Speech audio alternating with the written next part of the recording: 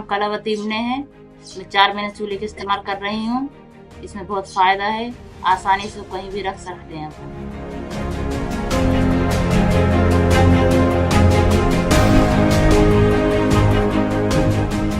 हफ्ते भर जो लकड़ी थी तब वो 1 महीने जल जाती है। इससे अपनी बचत भी हो जाती है और खाना भी जल्दी बन जाता है और धुआं भी नहीं लगता।